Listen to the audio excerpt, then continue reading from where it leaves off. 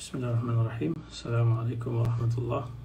Selamat datang diucapkan kepada saudara-saudari, sahabat-sahabat yang dikasihi dan dihormati sekalian.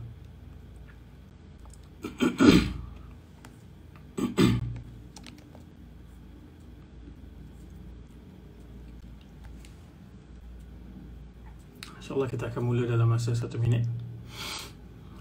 Hari ini cuti sempena perayaan Deepavali, so di sekitar kawasan saya ni ada bunyi mercun yang meriah sambutannya. So mohon maaflah kalau ada bunyi yang terlalu kuat dan mengganggu audio rakaman ataupun live hari ini. Semoga berjalan lancar insyaAllah.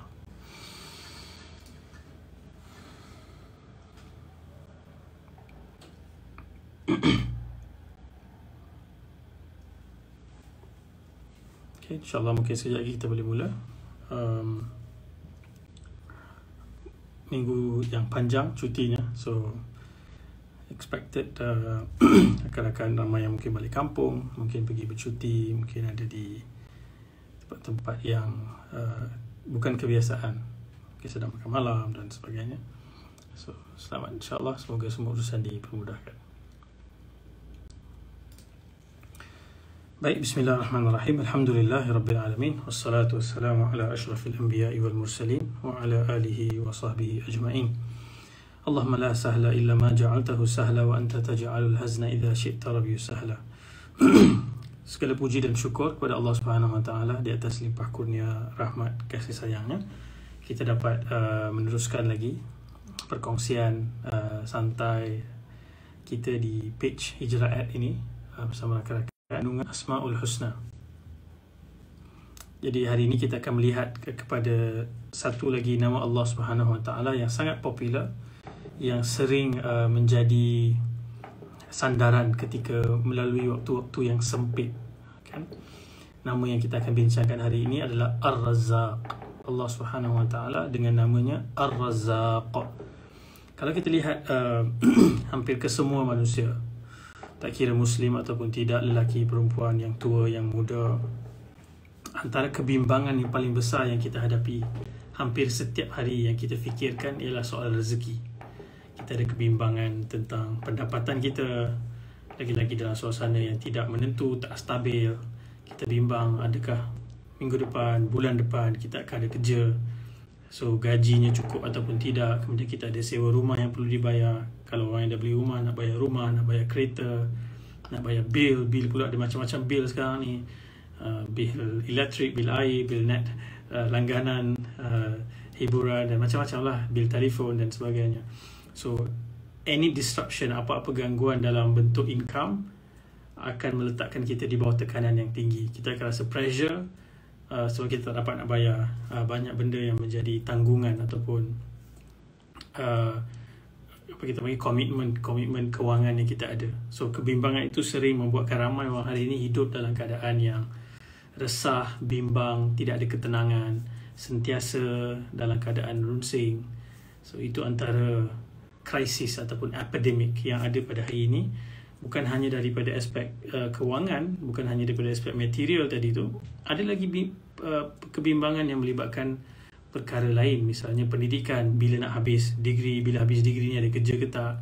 Ramai orang menganggur, misalnya soal kerjaya, kita mungkin ada pencapaian, belajar sampai peringkat sekian-sekian, tapi tak lagi jumpa dengan kerja yang sepadan dengan pencapaian tersebut. So itu juga menyebabkan kita runsing. Dan antara benda yang paling common juga hari ini, lewat ini, mutakhir ini, adalah soal mencari pasangan hidup, soal mencari jodoh. Kan ramai orang seolah-olah bila sampai ke satu usia, kalau belum jumpa jodoh melangkaui usia tersebut, dia dah mula hidup dalam keadaan runsing, banyak tekanan, banyak orang bertanya soalan bila, siapa dan sebagainya. Seolah-olah macamlah semua orang kena ikut template yang sama. Misalnya, sekian umur ni, semua orang bila sampai umur ni dia mesti kahwin. Kalau dia tak kahwin, dia gagal ataupun dia ketinggalan. Seolah-olah macam ada template yang sebenarnya tidak wujud pun template itu. Demikian juga template-template lain tadi tu, mesti gaji banyak ni, mesti saving banyak ni, mesti dah beli rumah, mesti dah kena ada kereta, mesti ni, mesti dah tu, mesti dah ni. Ini semua template yang dicipta oleh manusia sendiri untuk menyusahkan hidup manusia sendiri. Dan dalam kebimbangan, dalam keserabutan inilah kita lihat bagaimana ramai orang kehilangan keseimbangan dalam hidup. Dia jadi ekstrim, sama ada dia terus workaholic, maksudnya ditinggalkan semua responsibilities dia yang lain, mungkin tanggungjawab keluarga, sebab dia nak kena make sure dia cukup supaya dia dapat meet the social standard. Sedangkan dia tak mampu pun, misalnya nak beli kereta atau nak beli rumah, tapi orang lain semua letakkan standard tersebut. Dia kena buat wedding sekian-sekian besar, dia sangguplah pergi ambil hutang dan dia spend supaya dia dapat meet the social standard. Kemudian dia suffer, dan suffer pula itu menyebabkan juga masalah tu berlarutan dalam keluarga, dalam sesama pasangan, dengan anak-anak dan dengan ibu bapa misalnya. So di sinilah kita nak ingatkan diri kita dan sahabat-sahabat semua untuk kita sama-sama menghayati dan cuba embrace, cuba merangkul nama Allah Subhanahu Wa Taala Ar-Razzaq. Dan dengan kita mengenal Allah Subhanahu Wa Taala sebagai Ar-Razzaq, kita dapat mengubah cara paradigm kita hidup, dan kita lebih tenang, kita rasa redha, dan kita juga rasa fulfilled, puas dengan pencaturan dan susunan Allah Subhanahu Wa Taala. Dan kita ada certain level of keyakinan bahawa apapun keadaan yang kita lalui, Allah yang maha memberi rezeki, bukan manusia, bukan sesiapa.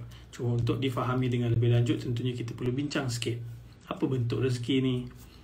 Ada beberapa bentuk, bagaimana cara Allah bagi, kan? Walaupun dah dijanjikan, dah ditulis, adakah kita tinggal hanya tunggu, kan? Sama macam urusan-urusan yang kita sebutkan tadi. Walaupun kita nak tinggalkan paradigm ekstrim ke arah seolah-olah kita yang bertanggungjawab terhadap rezeki kita, tapi kita juga tidak mahu pergi kepada satu lagi ekstrim. Maksudnya Tuhan dah tentukan dah, aku give up aku tunggu je. So dia kena ada balance. So kita nak lihat balance tu. Sebelum kita pergi lebih jauh, kita lihat dalam surah Az-Zariyat, surah yang ke-51, Allah Subhanahu Wa Taala bercerita tentang karakternya ataupun namanya Ar-Razzaq. Allah kata dalam ayat yang ke-57, siapa yang mungkin buat nota boleh salin, 51, surah yang ke-51, ayat yang ke-57 dan 58. Allah Subhanahu Wa Taala berfirman, ma uridu minhum min rizqin wa ma uridu an yut'imun. Allah sekali-kali tidak menghendaki sebarang rezeki pemberian daripada manusia, daripada kita manusia ni. Dan aku, kata Allah, tidak menghendaki supaya mereka memberi aku makan. Kan? Surah Az-Zariyat, ayat surah ke-51, ayat yang ke-57 dan ayat ke-58. Kalau kita lihat sebahagian penganut agama, cara mereka berhubung dengan Tuhan ataupun berbakti kepada Tuhan adalah dengan mereka menyediakan makanan, mereka menyediakan rezeki sebagai kita panggil apa, pengeras, kan, sebagai upah kita bagi kepada Tuhan.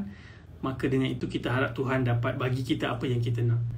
So ada banyak agama, banyak ritual yang seperti itu. Dan dulu juga zaman Arab Quraisy dulu, mereka persembahkan sembelihan-sembelihan ini kepada berhala dengan tujuan-tujuan yang sama.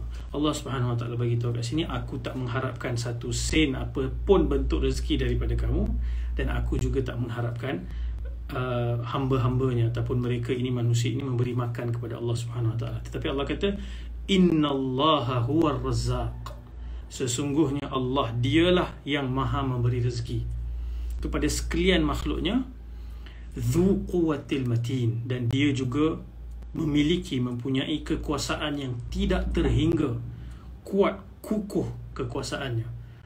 Allah Subhanahu Wa Taala free of need. Allah Subhanahu Wa Taala tak perlukan kita. Macam kita bincangkan dalam sesi sebelum ini, kita beribadah pun Allah tak untung, tak rugi. Kita khianat atau kita derhaka kepada Allah pun Allah tak untung, tak rugi. Yang untung dan rugi hanyalah diri kita semata-mata. Allahu huwa razzaq dzu quwwatil matin. Allah Subhanahu Wa Taala tidak sama sekali bergantung dengan mana-mana ciptaan, mana-mana hambanya. So kalau kita lihat perkataan Razzaq ini digunakan dalam Quran untuk menggambarkan bahawa Allah ini yang maha memberi ataupun maha pemberi. Dan kalau kita lihat Razzaq ni datang daripada perkataan Ra, Za, Za ini Za, Qaf. ataupun kita sebut rizqun. Rizq ni apa? Satu pemberian untuk satu waktu ataupun satu tempoh tertentu. Okey, dan bila kita nak faham bagaimana Allah Subhanahu Wa Taala bagi, Allah bagi dalam dua bentuk. Okey, berbincangan tentang rezeki ni antara perbincangan yang sangat panjang lebar, dan kalau kita lihat ayat Quran juga sangat banyak. Kalau kita buka buku-buku tafsir, kita boleh berenang ataupun menyelam dalam lautan ilmu para ulama yang mensyarahkan hadis-hadis tentang rezeki juga sangat banyak. Jadi tentulah dalam masa yang singkat ni kita cuba ringkaskan dan pilih yang betul-betul essential ataupun penting, yang paling basic kita kena faham. So di sini rezeki ni ada dua bentuk. Yang pertama, rezeki dalam bentuk material. Okay, misalnya dalam urusan kehidupan kita hari ini secara ekonominya, kita perlukan duit. Kita dulu mungkin berbeza. Dulu sistem barter, mereka bukan ada mata wang untuk dijadikan sebagai currency ataupun exchange, trade exchange. Tapi dulu mereka mungkin gantikan keju dengan rempah, beras dengan tepung misalnya begitu. Tapi hari ini kita ada currency, dan duit ini adalah kita panggil dalam bentuk keperluan rezeki yang paling asasi, yang paling penting untuk manusia. So duit itu juga salah satu bentuk rezeki yang bersifat material. Kemudian dalam bentuk aset, dalam bentuk barangan, rumah, kereta, apa sahaja bentuk barang-barang yang boleh pegang, tangible assets. So rezeki-rezeki dalam bentuk tangible ini dalam kategori dalam bentuk material.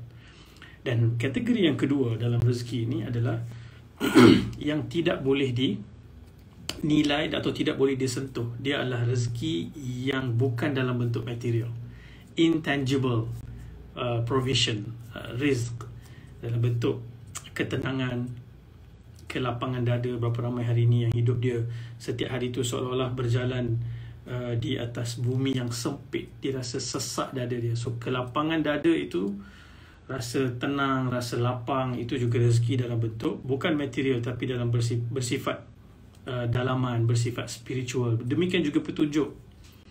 Petunjuk ni juga satu rezeki yang sangat besar.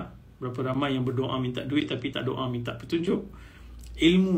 Ilmu selalu, apabila kita lihat dalam apa saja konteks, dia membawa kita daripada kegelapan kepada cahaya. Itu rezeki yang sangat besar. Bukan hanya dalam bentuk ilmu agama, dalam apa saja bentuk ilmu. Misalnya orang yang banyak kali cuba berniaga gagal, kemudian dia pergi hadir satu kursus atau belajar dengan satu orang guru yang memberikan dia ilmu yang selama ni dia tak nampak. Dan itu membuka dia kepada satu dimensi cahaya, cara buat bisnes yang baru, kemudian dia berjaya. Ilmu itu rezeki sebelum datangnya rezeki dalam bentuk duit nanti.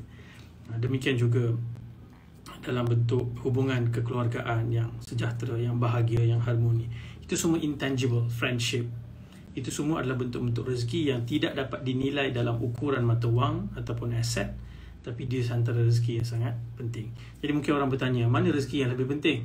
Rezeki duit ke? Rezeki material ke? Rezeki bukan material? Sebenarnya kalau kita lihat, dua-dua penting. Dua-dua diperlukan oleh manusia. Jadi kalau kita boleh rumuskan rezeki ini dalam satu bentuk definisi yang mudah untuk kita ingat, dan kita dapat rasa rezeki ini adalah segala bentuk pemberian Allah Subhanahu Wa Taala yang dapat dimanfaatkan, baik material maupun spiritual tadi. Sebab ada bentuk pemilikan yang kita ada, kita tak dapat manfaatkan pun. Itu bukan rezeki kita lah.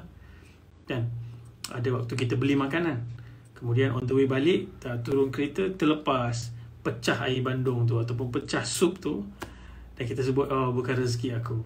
So dia tak dapat memberi manfaat kepada kita. So dia bukan rezeki yang telah dituliskan untuk kita. Dia mungkin rezeki yang dituliskan untuk semut-semut yang akan datang hurung air sirap bandung tu, dan entiti lain ataupun makhluk lain yang akan memanfaatkan daripada pemberian tersebut. So kedua-duanya bernilai, walaupun ada ulama yang bincang yang lebih bernilai itu tentulah dalam bentuk petunjuk spiritual, kerana kalaupun tidak ada material yang banyak tetapi adanya petunjuk, dia masih di atas jalan yang dia akan selamat. Tetapi sebaliknya, kalau dia ada material yang banyak, seperti yang kita boleh lihat, ramai je orang yang tidak pun mentauhidkan Allah, mensyirikkan Allah. Mereka membuat banyak perkara menderhakai Allah, tapi mereka hidup senang, mereka terlihat material mereka banyak.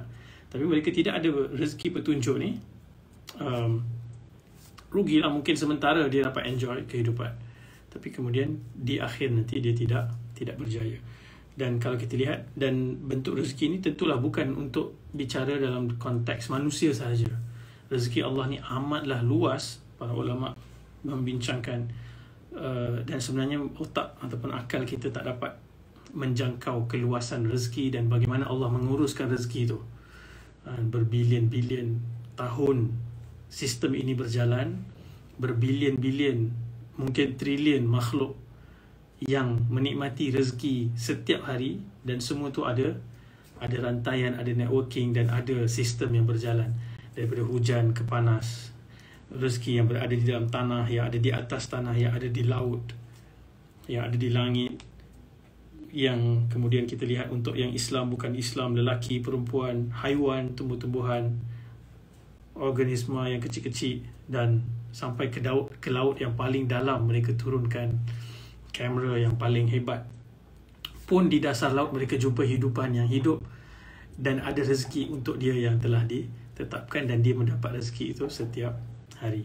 Dan sebelum kita pergi jauh, simple je, Allah SWT dalam Quran pun menyebut, tidakkah kalian melihat makanan yang kita makan setiap hari? Bila kita lihat, kita duduk seketika, kita tengok makanan kita, cuba fikir, nak siapkan satu makanan ni, misalnya kita makan nasi kerabu, berapa banyak orang yang bekerja sehingga makanan ini lengkap, siap untuk kita makan dan kita mendapat manfaat.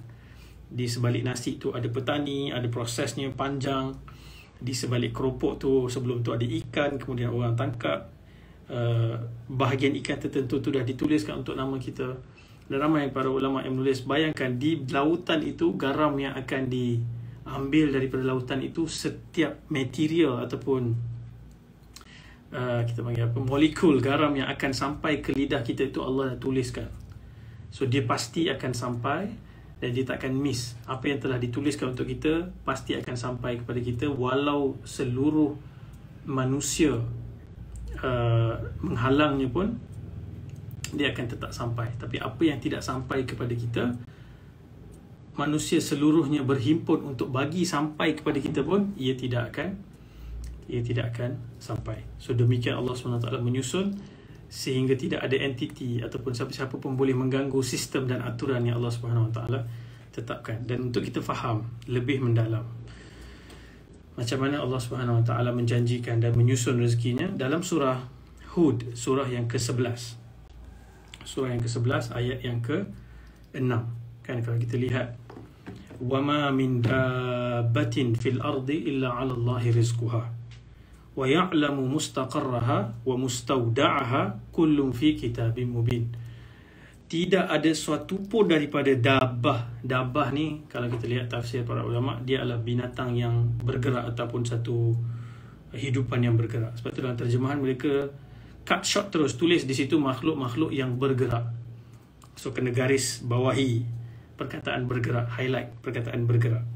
Di bumi tidak ada satu makhluk pun fil ardi yang bergerak illa 'ala Allahi rizquha, melainkan Allah dah tetapkan yang menanggung rezeki semua yang bergerak itu. Kemudian Allah kata, wa ya'lamu mustaqarraha, aku tahu tempat kediamannya, dan mustaudaha, dan Allah tahu di mana tempat dia akan pulang. Maksudnya kalau dia mati nanti dia kat mana, exact spot dia akan mati. So Allah SWT ada complete knowledge, ilmu yang penuh menyeluruh tentang rezeki, permulaan, pergerakan dan pengakhiran semua makhluk-makhluk yang bergerak di atas muka bumi. Di situlah para ulama membincangkan, bila Allah sebut perkataan dabbah untuk menceritakan tentang rezeki, dabbah itu menggambarkan bergerak. So para ulama sebut antara syarat sebelum kita bercakap lanjut tentang rezeki, untuk sampai kepada rezeki yang telah dituliskan, prasyarat ini mesti bergerak. Manusia mesti kena bergerak, binatang-binatang, burung-burung, ikan di lautan, semua mesti bergerak. Dengan bergeraklah dia boleh mencari rezeki yang telah ditetapkan kepadanya. Bahkan kalau kita lihat kisah dalam surah Maryam, waktu Maryam alaihissalam dalam keadaan keperitan untuk melahirkan anak, sebab itu kita lihat Allah SWT boleh turunkan rezeki dalam buah-buahan yang tidak berada dalam musimnya turun di langit, daripada langit, dan secara luar biasa berada di dalam serambi ataupun tempat beruzlahnya Maryam alaihissalam. Tapi sewaktu dia menjerit, Allah masih menyuruh Maryam untuk menggoncangkan pokok tamar. Kalau kita ingat, orang tengah sakit nak bersalin ni, tak goncang mana boleh goncang pun. Pokok tamar tu kan besar dan kuat dan kukuh begitu. Tapi Allah perintahkan untuk digoncang. Dengan itu dijatuhkan buah tamar dan dapat makan, dan dikeluarkan air supaya memberikan tenaga dan dia boleh melahirkan anak. Nanti kita akan cerita lebih dengan detail di situ nanti. Cuma bila kita sebut wama min dabbatin fil ardi illa 'ala Allahi rizquha, tidak ada suatu apapun yang bergerak melainkan Allah menjamin rezekinya, Allah tanggung rezekinya.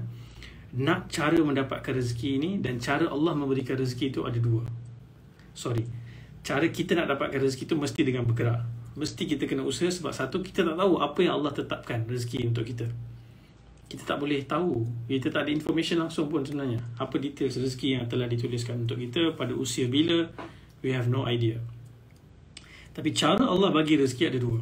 Satu, terkait atau bergantung secara langsung kepada usaha yang kita lakukan. Usaha tu adalah gerak-geri kita lah.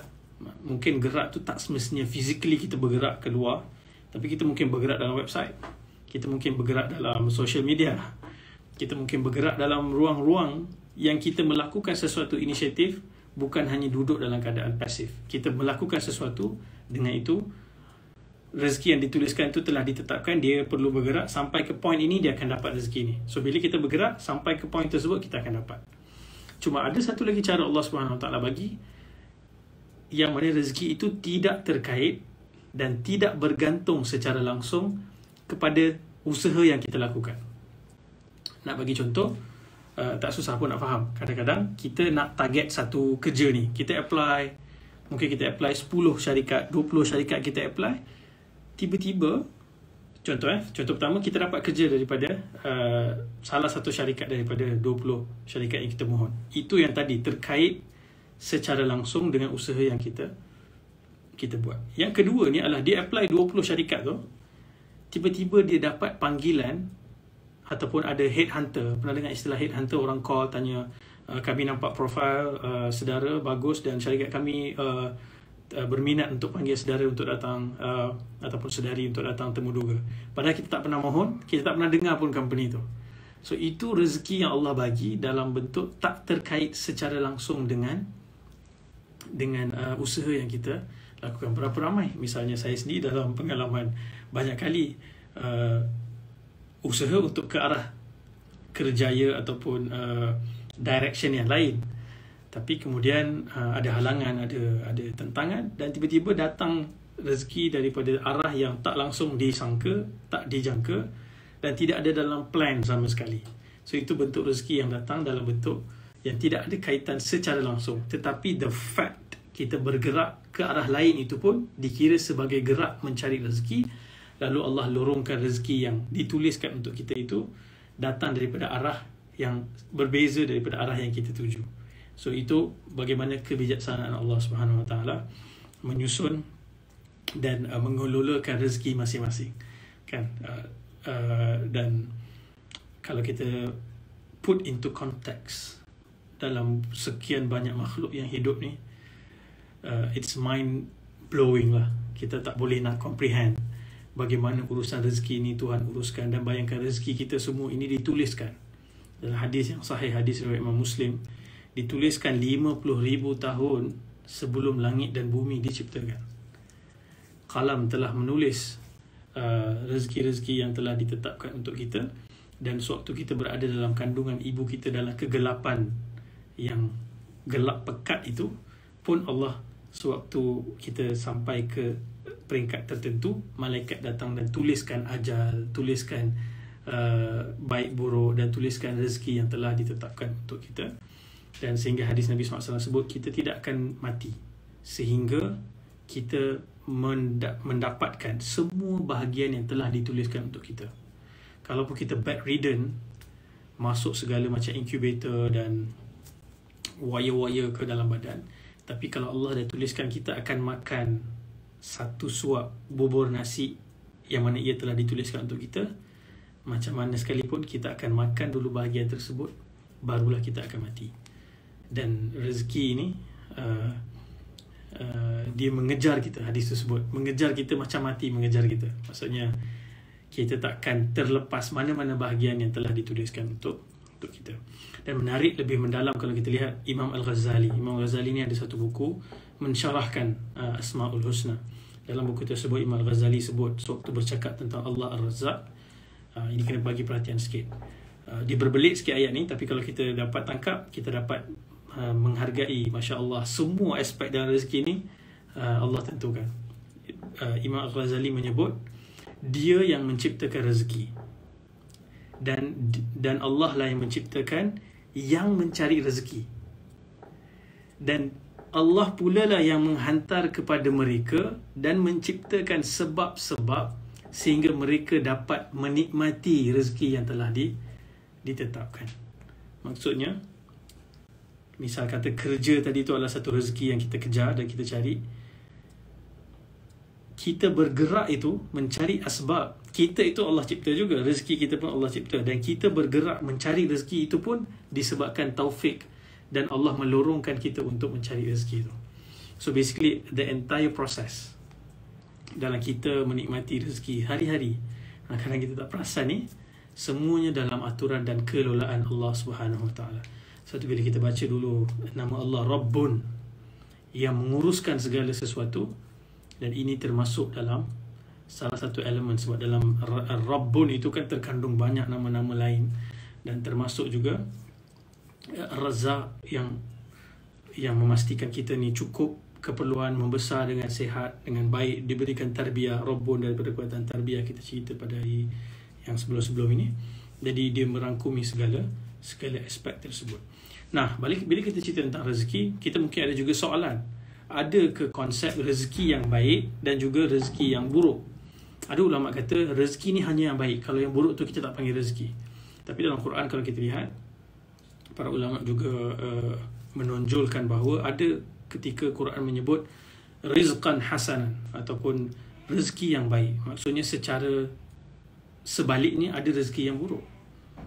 So rezeki ni pemberian Allah Subhanahu Wa Taala yang bermanfaat. Tetapi kita boleh analogikan rezeki ni macam satu gudang, yang mana gudang ni ada banyak pintu. Ada pintu yang halal, ada pintu yang haram. So manusia sebenarnya diberikan petunjuk untuk memilih daripada mana-mana pintu yang halal. Tetapi rezeki yang telah ditetapkan itu ada dalam gudang yang sama.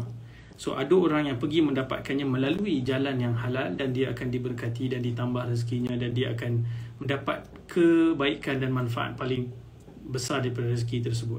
Ada orang yang memilih pergi daripada pintu yang haram. Dia pasti akan dapat juga rezeki itu, tapi kemudian rezeki itu menyebabkan dia semakin jauh, tidak ada keberkatan, dan dia akan dapat menikmatinya hanya dalam kerangka sementara di dunia, sebab dia memilih untuk mengambilnya daripada jalan yang haram. Suatu ilmu untuk mengetahui mana jalan haram, mana jalan halal, itu pun satu rezeki yang sangat besar, kerana dia kemudian memberikan kebaikan kepada rezeki yang dicari. Sebab tu Umar Al-Khattab dalam satu ucapannya ataupun arahannya yang sangat terkenal, siapa-siapa yang belajar ekonomi Islam ataupun kewangan Islam, kemungkinan besar mesti pernah jumpa apabila Umar menyebut, jangan siapa-siapa masuk berniaga di pasar kami melainkan mereka telah mempelajari ilmu berkaitan halal dan haram. Sebab apa? Sebab dia bimbang orang masuk ke dalam pasar, market, dia buat duit, tapi duit tu dibuat dengan cara yang haram. Hari ini kita ada bank yang berasaskan riba, yang berasaskan elemen-elemen yang diharamkan oleh Allah Subhanahu Wa Taala. Ia dapat gaji, ia dapat pendapatan, dapat bonus, dapat macam-macam kelebihan, tapi daripada pintu yang diharamkan oleh Allah Subhanahu Wa Taala. So dia akan menyebabkan banyak masalah. Nanti kita akan lihat kan, doa pun tak diterima.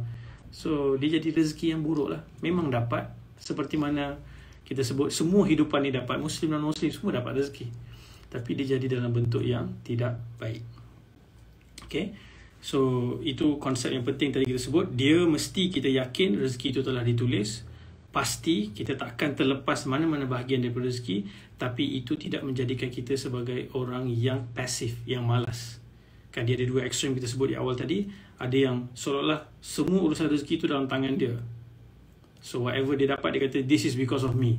Sebab aku pandai, sebab aku habis degree, sebab aku complete masters, sebab aku ada kelayakan-kelayakan, sebab tu aku dapat rezeki ni. Dia lupa Allah yang bagi semua kelebihan dia itu untuk dia dapat rezeki tu. Kan? Ada orang pula yang pergi ke satu ekstrem, duduk di masjid je, tak perlu buat apa-apa. Tuhan bersama dengan orang-orang yang beriman kepadanya. Tapi kita lihat di sini, walaupun beriman, dia mesti keluar bergerak dan mencari rezeki tersebut. Dan contoh yang paling besar, Hajar alaihissalam. Kita boleh panggil Hajar ni sebagai founding mother of Islam, ataupun salah satu rukun yang besar untuk agama Islam, rukun haji, rukun yang kita letakkan sebagai salah satu rukun yang terpenting. Dan Hajar adalah ibu kepada Ismail, yang kemudian daripada keturunannya lah lahirnya Nabi Muhammad SAW.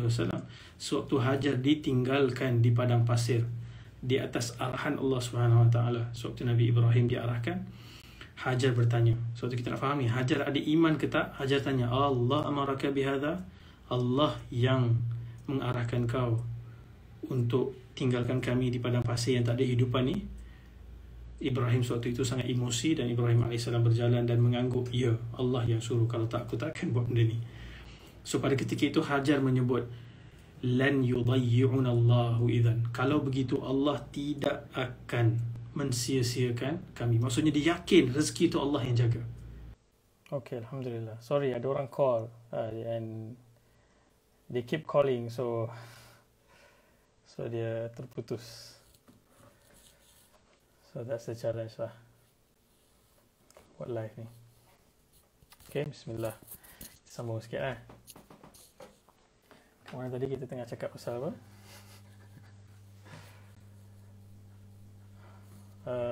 Tadi kita tengah cerita pasal Hajar alaihissalam.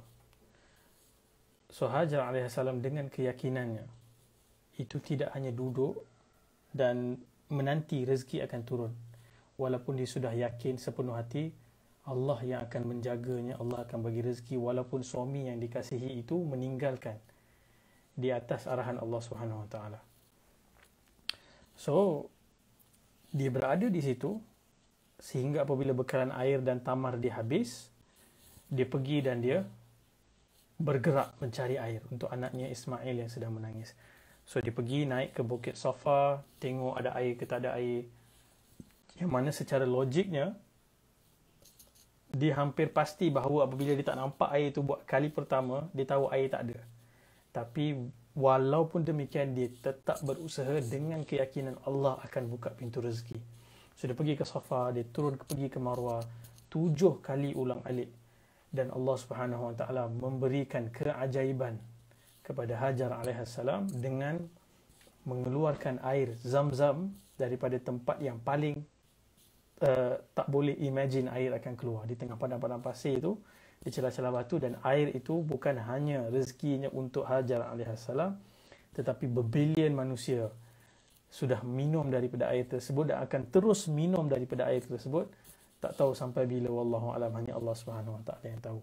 Dan dengan keyakinan dan usaha bergerak yang Hajar alaihissalam lakukan itu, bukan hanya Hajar alaihissalam diberikan rezeki dalam bentuk air yang dia cari untuk anaknya, tetapi Allah angkat kedudukan Hajar alaihissalam sehingga ibadah haji ritualnya, salah satu yang terpenting iaitu sa'i, berasaskan specifically kepada apa yang Hajar alaihissalam lakukan, bergerak mencari rezeki.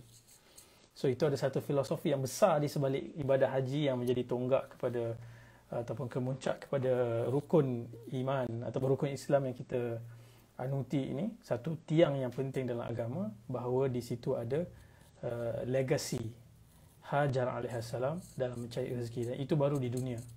Allah baru berikan dia rezeki di sebalik air, dan nanti kemudian Allah datangkan orang ramai, Allah datangkan rezeki dalam bentuk buah-buahan, makanan, ternakan, sehingga Mekah menjadi satu bandar. So basically Hajar adalah founding mother of kota Mekah tu. kan. Tapi Allah juga mengangkat kedudukan Hajar dalam legasi agama, dan di dunia sahaja demikian banyak manusia mengikuti, apatah lagi nanti di akhirat nanti. Kita belum tahu bagaimana Allah Subhanahu Wa Taala akan memuliakan Hajar alaiha salam dalam skala di akhirat nanti. Okay? So tadi kita sebut antara hadis yang penting juga bila kita membaca tentang mencari rezeki ini mesti bergerak. Dan saya perasan line terputus tadi di sini. So hadis yang diriwayatkan oleh Umar ibn al-Khattab, Nabi SAW bersabda, hadis yang dinukilkan oleh Imam Ahmad, Tirmizi, Ibn Majah, Ibn Hibban, Al-Hakim, hadis yang sahih. Nabi SAW bersabda, "Lau annakum tatawakkaluna 'ala Allahi haqqa tawakkulih." Kalau seandainya kamu benar-benar bertawakal kepada Allah, la razaqakum kama yarzuqut tayr. Allah Subhanahu Wa Taala akan bagi kepada kamu rezeki sebagaimana burung mendapat rezeki. Dan Allah Subhanahu Wa Taala kata, taghdu himasan wa taruhu bitana. Burung itu keluar dalam keadaan pagi, dalam keadaan dia lapar, perut dia kosong. Dia balik pada waktu petang dalam keadaan dia kenyang dan dia penuh. So itu level of confidence, level of keimanan yang ada pada burung tu. Dia keluar dan Allah menjamin rezeki dia, dan dia bergerak mencari rezeki. Allah Subhanahu Wa Taala akan memberi rezeki kepada burung tersebut. Nah, kita bincang panjang tadi, kita cerita tentang rezeki dalam bentuk apa, bagaimana cara Allah Subhanahu Wa Taala berikan rezeki, dan semua itu kita bincangkan. Dan kita mungkin fikir, dah kenapa kalau macam tu ada orang miskin? Kan? Ada orang yang kebulu sampai mati. Bukan Allah menjamin rezeki dia. Kat sinilah yang kita nak kena balance out.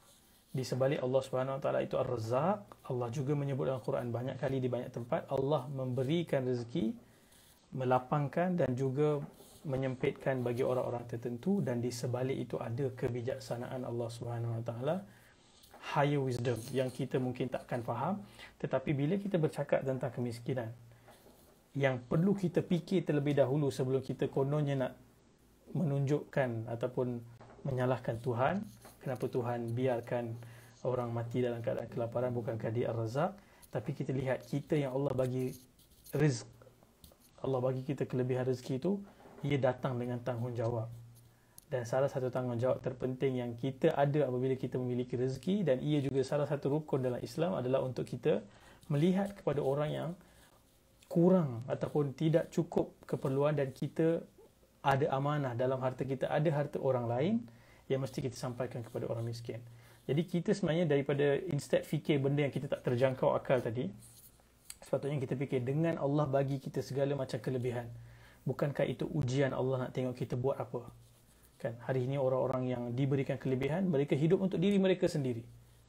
Mereka kembangkan harta untuk nikmati ketamakan berganda, sehingga kalau kita lihat segala kerosakan sistem yang menyebabkan orang miskin semakin ramai dan semakin susah nak keluar daripada kemiskinan, adalah disebabkan cara kita menyusun struktur ekonomi, struktur sosial, cara kita membentuk ataupun membina kaedah kita berekonomi. Itu semua ada dalam Quran, bagaimana Allah mengajar tentang haramnya riba. Kenapa Allah lancarkan perang, Allah ugut dengan perang kepada Allah dan Rasulnya, kerana sistem yang berasaskan riba itu memang akan create jurang antara kaya dan miskin, yang semakin jauh dan semakin jauh, yang kaya akan semakin kaya, yang miskin akan semakin miskin. Dan kalau kita lihat dalam keadaan pandemik ini, berapa juta orang jatuh miskin, tapi dalam masa yang sama jangan lupa sistem yang diwujudkan hari ini dalam keadaan Allah melarang dan Allah bagi banyak petunjuk dan panduan, adalah sistem yang mengayakan orang kaya ni dan memastikan harta berlegar dalam kalangan mereka. Dan kalau kita lihat misalnya report pada tahun 2020 ni, antaranya menyebut the top 1% richest di dunia ini, top 1% yang kaya ini memiliki kekayaan dunia sebanyak 43%. Dan 50% terbawah daripada penduduk dunia ini memiliki 1% daripada kekayaan dunia. Itu kan tidak adil, itu tidak sama, tidak. So kita sebagai orang yang percaya kepada Ar-Razzaq, di samping kita faham dan yakin bahawa konsep rezeki itu bekerja dalam sistem yang Allah SWT tentukan, dan Allah ada hikmah dan kebijaksanaannya, dalam memastikan keseimbangan sosial. Ada yang Allah bagi lebih, Allah bagi kurang, dan Allah ada juga letakkan tuntutan untuk bagaimana orang yang ada lebih ini bertanggungjawab untuk membantu yang kurang. So kalau kita langgar semua norma-norma itu, kita sepatutnya sebelum kita sebut, kita komplain atau kita cakap mana Allah dalam kematian dan kemiskinan orang ramai ini, kita kena lihat apa kita buat, apa yang kita lakukan. Dan kalau kita bincang dalam konteks rezeki, antara kelebihan atau kemuliaan adalah apabila Allah Subhanahu Wa Taala memilih kita. Kan rezeki ada banyak bentuk kan, tapi dalam apa saja bentuk, sama ada di material atau bukan material, spiritual, apabila Allah memilih daripada kalangan hamba-hambanya yang menjadi agent kepada Ar-Razzaq, yang menjadi dalam certain tulisan ulama menyebut sebagai tukang menyampaikan rezeki kepada hamba-hambanya yang lain, yang menjadi perantara. So kelebihan itu sangat mulia dan sangat besar, dan itulah orang-orang yang seringkali dijanjikan dengan syurga, dengan kelebihan yang bermacam-macam di dalam Quran dan di dalam hadis. So kalau kita lihat, ada dua bahagian lagi sebelum kita habiskan. Saya plan 30 minit je, tapi tadi kita ada gangguan sedikit menyebabkan masa pun lari. So ada beberapa perkara yang penting untuk kita sebutkan secara ringkas di sini, tak sempat kita nak pergi deep. Satu adalah cara kita nak tambahkan rezeki. Kita semua ada desire, kita ada keinginan untuk kita tambahkan rezeki, dan it's completely fine. Itu sebahagian daripada bagaimana kita menjalani kehidupan. Of course, kita mencari, kita bersyukur dengan apa yang kita ada, dan seterusnya kita tambah lagi ke usaha untuk kita mendapatkan lebih banyak daripada Allah Subhanahu Wa Taala. So di sini ada lebih kurang 1, 2, 3, 4, 5, 6, 7, 8, 9, 10. Lebih kurang 10 cara untuk tambahkan rezeki. Dan sebenarnya ada satu buku yang menarik yang tulis oleh Abu Ammar Yasir Qadhi. Tajuk buku dia 15 Ways to Increase Your Rizq. 15 cara untuk menambahkan rezeki. Dan buku tu mengambil saya masa 5 jam untuk dihabiskan dalam satu sesi lain.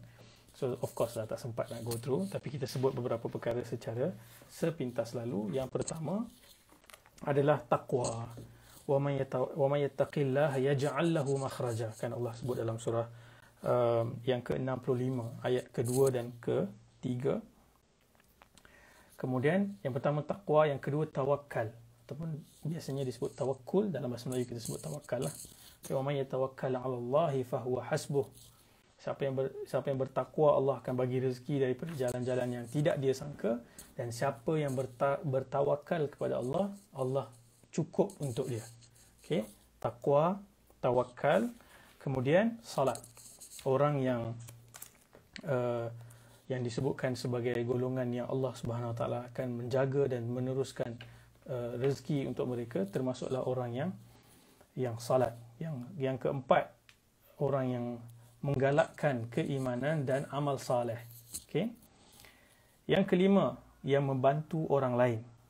Okey, Nabi SAW sebut, hal tunsaruna wa turzaquna illa bi du'afaikum. Bukankah kamu diberikan rezeki dan diberikan bantuan disebabkan orang-orang lemah dan miskin dalam kalangan kamu. Maksudnya kita tolong orang-orang lemah, mereka berdoa, dan dengan doa itu sebenarnya kita lebih berjaya, kita lebih mendapatkan rezeki. Okey, yang keenam, menjaga silaturahim. Silaturahim ini adalah hubungan yang dalam bentuk kekeluargaan daripada rahim yang sama. Dulu kita bincangkan Ar-Rahman, Ar-Rahim. So menjaga hubungan silaturahim. Adik-beradik, sepupu sepapat, itu semua antara hubungan yang paling kritikal kena jaga. Dan memang hadis ini hadis yang luar biasa. Nabi SAW kata, SAW, siapa yang mahu rezekinya ditambahkan dan umurnya dipanjangkan, maka jagalah hubungan silaturahim. Dan salah satu research terpanjang ataupun terlama dalam sejarah research di Harvard University, jumpa kebanyakan orang yang menjaga hubungan silaturahim ni, family ties and society punya dan community punya kebajikan ini, mereka adalah orang yang hidup paling lama. Okey. Dan yang ke berapa dah? Yang ke seterusnya, bersyukur. Allah Subhanahu Wa Taala Quran sebut kan, surah yang ke-14 ayat nombor 7, la in syakartum la azidannakum. Kalau kamu bersyukur, aku akan tambah. Dan tambah itu tidak dinyatakan dengan spesifik tambah apa. So Allah akan tambah rezeki dalam apa saja bentuk dengan syarat kita bersyukur. Okay? Dengan syarat kita bersyukur. Yang seterusnya, yang sangat-sangat penting dan berulang kali disebut dalam Quran adalah bertaubat dan beristighfar. Fastaghfaru dalam surah Nuh, kan? Surah yang ke-71, tengok ayat yang ke-10 hingga 12. Allah Subhanahu Wa Taala, Nabi Nuh AS mengajak kepada kaumnya yang ingkar untuk mereka istighfar. Kemudian Nabi Nuh sebut turunnya hujan mencurah-curah. Allah akan menambahkan anak-anak.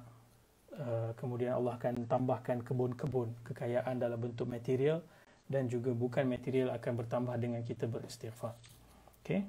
Yang seterusnya tadi yang syukur tu ke-7, ke-8 tadi istighfar, ke-9 ini adalah sedekah.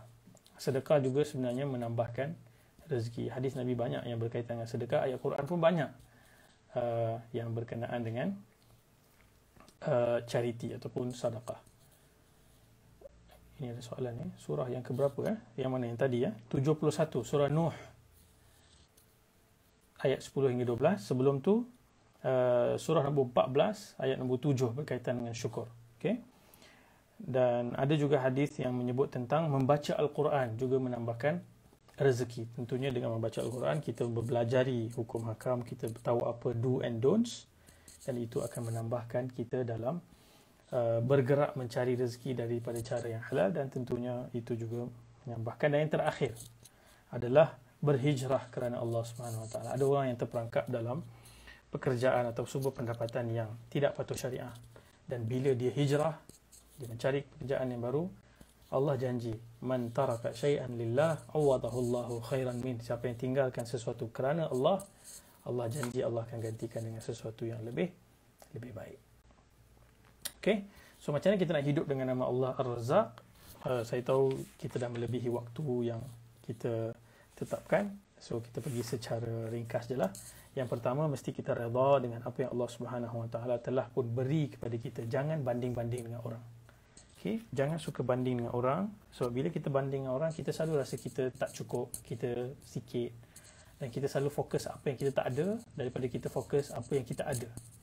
Okay? Ada satu hadis ni riwayat Imam Ibn Majah. Qala Rasulullah sallallahu alaihi wasallam, man asbaha minkum mu'afan fi jasadihi. Ni hadis yang sangat penting. Kalau boleh tulis dan tampal kat bilik. Setiap pagi bangun baca, tengok hadis ni. Siapa yang bangun pagi dalam keadaan badan dia, tubuh badan dia sihat. Kedua, aminan fi sirbihi. Dia rasa aman dan tenang di dalam rumahnya. Dia ada rumah, dia ada, kita panggil apa, roof on his or her head. Selamat, tenang, rasa secure. Dan qutu yaumihi, dan dia ada makanan untuk hari itu. Maksudnya hari itu punya makanan tak payah fikir dah. Dia basically ada makanan stocked up for many days, ataupun dia ada duit yang dia tahu dia boleh beli makanan untuk at least sebulan, 2 bulan, 3 bulan, whatever amount of money that you have. Faka'annama khizat lahud dunya. Seolah-olah orang yang ada 3 benda ni, yang bangun badan sihat, yang ada rumah dan dia rasa selamat, dan dia ada makanan untuk hari tersebut, Nabi SAW kata seolah-olah dunia telah dihimpunkan untuk dia. Kan? Sebenarnya itu je 3 benda yang paling kita appreciate dan paling bernilai. Kan? Kita ada rumah, berapa ramai yang tak ada rumah? Cuba fikir. Anak-anak pelarian yang duduk di kemah yang koyak, yang dihanyutkan banjir, yang tidur di tepi-tepi jalan, yang tidur di atas bot-bot yang hampir karam di atas lautan. Semoga Allah SWT bantu dan mudahkan urusan mereka. Yang mana kita bangun rasa aman, mereka bangun rasa takut, trauma, mendengar bunyi bom, mendengar bunyi letupan. Kita dengar bunyi mercun je lah, tapi we know this is nothing. So orang yang sakit tubuh badannya, dan orang yang tidak tahu hari itu dia akan makan apa. Ya, ini bukan hanya untuk orang yang ada di kawasan perang atau dunia ataupun bahagian dunia berkonflik. Kita di Malaysia ini pun ada ramai orang yang tak tahu hari itu dia bangun, dia tak tahu hari itu dia akan makan apa. So kalau kita bandingkan dengan kita, alhamdulillah, kita seolah-olah ada dunia, semuanya telah dihimpunkan untuk kita. Itu redha. So yang kedua, kita pastikan kita jaga betul-betul soal hal haram dalam menjaga soal kita mendapatkan rezeki. cara yang halal dan cara yang haram tu kita jaga. Yang ketiga, kita mesti bekerja, mesti bergerak, mesti berusaha. Kita bukan duduk diam dan tunggu Allah akan turunkan rezeki dari langit jatuh di atas riba. Itu tidak akan berlakulah. Melainkan betul-betul ada exceptions yang luar biasa kuasa Allah SWT. Give from the sustenance that God has given you. Ini yang keempat, selalu bersedekah. Selalu ingat bahawa dalam harta yang kita ada ni, kita dapat ni, ada bahagian orang yang memerlukan, orang miskin. Dan apabila kita bagi, dengan itu kita akan ditambahkan lagi rezeki, akan ditambahkan lagi kejayaan.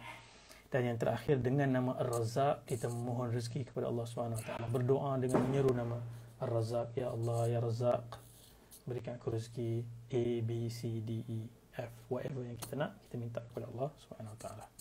Okay. Alhamdulillah, terpanjang sangat hari ini. Jadi kita ambil soalan cepat-cepat dan kita wrap up insyaAllah. Ada soalan, Ustaz boleh explain macam mana bekerja itu satu ibadah? Of course, kalau kita lihat dimensi kehidupan, sepenuhnya ini kita diciptakan untuk beribadah. Dalam surah Az-Zariyat, Allah SWT sebut waktu cerita pasal rezeki tadi itulah, kan? Ayat 57-58 tu cerita tentang rezeki. Sebelum tu Allah kata, وَمَا خَلَقْتُ الْجِنَّ وَالْإِنسَ إِلَّا لِيَعْبُدُونَ. Aku menciptakan manusia dan jin ini tidaklah melainkan semata-mata untuk beribadah kepada aku. Satu, bila kita pergi kerja, bila kita buat kerja dan kita perhatikan kerja itu halal atau haram, sebab apa penting? Sebab bila kita terlibat dengan kerja yang haram, sebenarnya kita melakukan perkara-perkara yang merosakkan diri dan merosakkan society, masyarakat. Sebab tu dalam konteks memilih kerja tu pun, bila kita pilih kerja yang halal, selalunya kerja yang halal ni kerja yang membawa manfaat kepada orang. Itu juga ibadah. Dan itu juga ibadah. Pergi cari nafkah untuk family, ibadah. Pergi bekerja, membantu orang. Dan bisnes, banyak bisnes sebenarnya menyelesaikan masalah orang, kan. Itulah filosofi terpenting bisnes ni. Kenapa kita beli certain produk, kenapa kita beli certain atau kita langgan certain services. Sebab services dan produk ini menyelesaikan masalah yang kita ada, pain yang kita ada. So orang yang bekerja untuk memastikan kita dapat servis dan produk yang terbaik itu, mereka lakukan satu perkara yang baik dan itu sebahagian daripada ibadah. Dan semua urusan dalam urusan sewaktu kita bekerja masih dikawal dan dipagari oleh syariah. So itu semua urusan ibadah. Sebab tu pelik kalau orang tu dia kerja dalam area yang Allah haramkan, tapi dia rajin pergi solat di masjid. Dia rasa masjid dengan kerja dia adalah dua entiti yang berbeza. Ini ibadat, yang ni bukan ibadat. Itu dia confuse lah tu. Dia confuse. Yang ni dia buat, dia dapatkan daripada sumber arak ataupun riba ataupun judi. Kemudian dia buat doa selamat untuk pindah rumah baru yang dibeli dengan duit riba. Dia baca doa selamat. Susah tu, pening, dia tak faham. Sebenarnya bila dah dapat riba buat rumah, baca doa selamat, tak selamat, doa pun mungkin tak diterima. Dan itu apa yang disebutkan dalam hadis Nabi SAW. Doa tidak diterima daripada orang yang makan dan hidup daripada sumber yang haram. Dengar letupan bunyi bom. Okay. So itu sekian. Boleh kongsikan antara doa yang diamalkan untuk mendapatkan rezeki. Ada banyak doa dalam doa antara dua sujud itu pun ada menyebut warzuqni, kan, rezekikan aku. Dan sebenarnya dalam Quran doa-doa yang meminta sesuatu, memohon sesuatu, semuanya sebenarnya dalam konteks kita meminta rezeki. Kita meminta rezeki. So antara doa yang popular yang dibaca oleh Nabi SAW setiap hari selepas subuh. Ini doa yang penting. Jangan tinggalkan doa ni. Allahumma inni as'aluka ilman nafi'an wa rizqan tayyiban wa amalan mutaqabbala. Ya Allah, berikan aku ilmu yang bermanfaat. Sebab sebelum mencari rezeki, ilmu itu penting. Sebab kita tak nak cari rezeki daripada sumber yang haram. Allahumma inni as'aluka ilman nafi'an wa rizqan tayyiban. Rizq yang baik, bukan rizq yang kotor, yang tayyib, yang suci. Wa amalan mutaqabbala. Dan dengan aku bekerja mencari rezeki yang baik itu, aku juga memohon kepada engkau amal-amal saleh yang diterima. Sebab kalau amal saleh kita buat tapi datang daripada rezeki yang haram, amal saleh itu tidak akan diterima. So itu antara doa yang sangat penting dalam Hisnul Muslim, himpunan doa yang sangat popular. Tak ada dengan saya sekarang, tapi boleh search dekat App Store, Hisnul Muslim, H-I-S-N jauh M-U-S-L-I-M, Hisnul Muslim. Dalam bahasa Melayu dia perisai Muslim. Google je mesti jumpa buku ke PDF ke apps ke, dalam tu ada semua doa-doa yang bukan semualah, kebanyakan doa-doa daripada hadis yang sahih dan juga ayat-ayat Quran. Dalam tu ada satu doa tadi yang saya sebutkan, bahawa doa itu dibaca pagi selepas solat subuh. Allahumma inni as'aluka ilman nafi'an wa rizqan tayyiban wa amalan mutaqabbala. Okey. InsyaAllah tak ada soalan lagi ya. Alhamdulillah. Jadi terima kasih banyak saudara-saudari, tuan-tuan, puan-puan, sahabat-sahabat yang dikasihi sekalian. InsyaAllah kita jumpa lagi dalam siri-siri yang seterusnya. Kita akan buat pengumuman lah. Mungkin ada perubahan format ke, perubahan masa ke, kan?